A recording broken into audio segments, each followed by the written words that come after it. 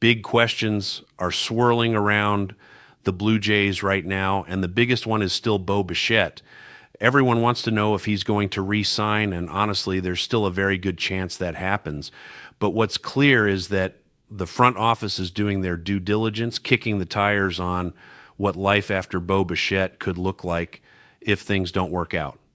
And that means exploring every possible avenue to replace that production. The good news is the Blue Jays do have internal options defensively. Adrelton Jimenez can hold down shortstop. We saw that throughout the season, and especially in the World Series.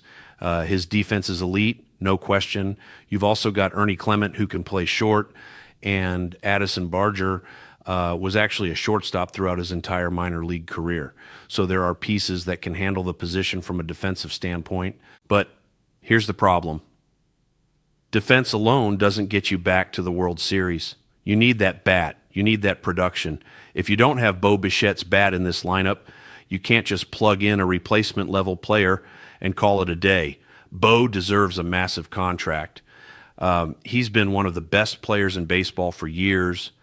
He's led the major leagues in hits multiple times, and he was damn close to doing it again last season, even after missing significant time with that knee injury from running into Austin Wells. Bo deserves everything he's asking for. The Blue Jays should be paying up and figuring this out the same way they did with Vlad Jr. They got their guy with Vlad, and they need to do the same thing with Bo. That needs to be the priority. But while those negotiations play out, you're seeing all these trade rumors pop up. Ketel Marte keeps getting mentioned. Brandon Lowe from the Rays surprisingly hasn't come up more, given that Tampa is apparently dangling him. Now, an interdivision trade would be tricky to pull off, no doubt, but the Rays are always trying to dump salary, and if there's a deal to be made that works for both sides, you can't rule it out completely. The point is, don't take all these rumors too seriously right now. It's way too early in the offseason to be taking every report to heart. These are mostly hypotheticals, pieces of a puzzle, people with microphones talking baseball and throwing ideas out there. What is interesting, though, is how weird this offseason has been so far. Dylan Cease signing this early is unusual. Shane Bieber taking that player option for what amounts to a pretty cheap deal considering his track record, that's surprising too. He should be making what Cease is making based on his consistency when healthy. But the fact that he opted in is a huge win for Toronto. Having a locked-in pitching rotation like they have right now is incredibly valuable heading into next season. The Blue Jays did just lose Ryan Helsley to the Baltimore Orioles yesterday, and that stings because it's within the division. But you're also seeing the Yankees apparently trying to lower their payroll, which is not the Yankees mindset we've been accustomed to for decades. There are some weird things happening this offseason that nobody really predicted, and it's going to be fascinating to see how rosters line up across the league. But Toronto is in a really good position right now. They have a much stronger pitching rotation on paper than they did heading into last season. If they can get Bo back, that's the foundation right there. Then you focus on building out the bullpen because having depth at the back end of games is crucial. Nobody pitches as many innings as they used to.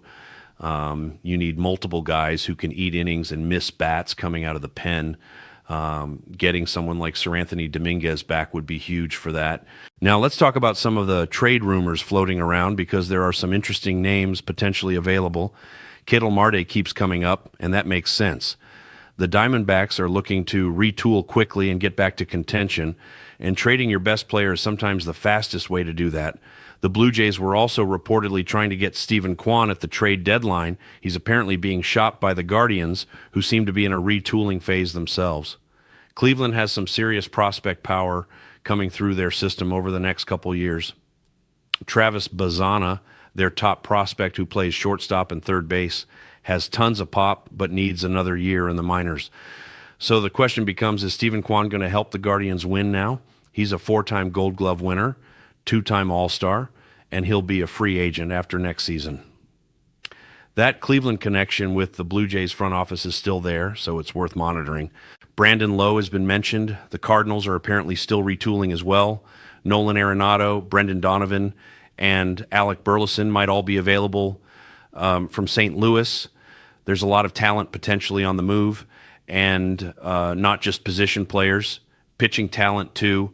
Joe Ryan from Minnesota keeps getting thrown around, Edward Cabrera and Sandy Alcantara from Miami could be in play.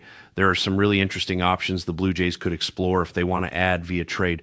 But here's something nobody seems to be talking about, and it's kind of surprising. Is Ross Atkins technically still the general manager right now? His contract was set to expire after last season. There's been no announcement about an extension. He's got to be working on some kind of contingent agreement or letter of intent, probably just keeping his current salary for the time being. But it's odd that there's been complete silence on this. Mark Shapiro has one more year left on his contract. John Schneider's option was picked up for next season, but Atkins is the one of the three whose status is unclear. It sounds like he's still the GM and doing everything he needs to be doing, but the lack of any announcement about a new contract is strange. If anyone has information on this, definitely share it because it's a legitimate question that needs answering. There's also been talk about the Blue Jays potentially trading Nathan Lugo or Jose Berrios, which has come up a few times over the last week. Those are interesting possibilities depending on what they can get back and how they want to structure the rotation going forward. Lugo had a solid season, but there are questions about how his game will age.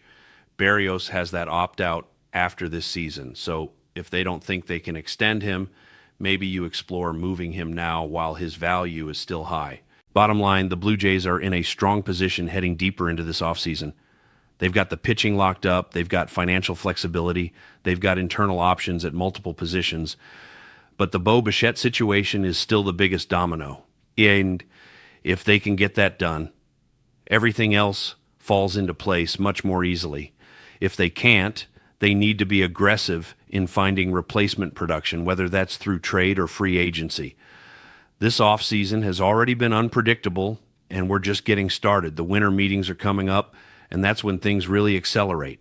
Until then, take all the rumors with a grain of salt, stay patient, and trust that the front office is doing their homework on every possible scenario. Let's go Blue Jays.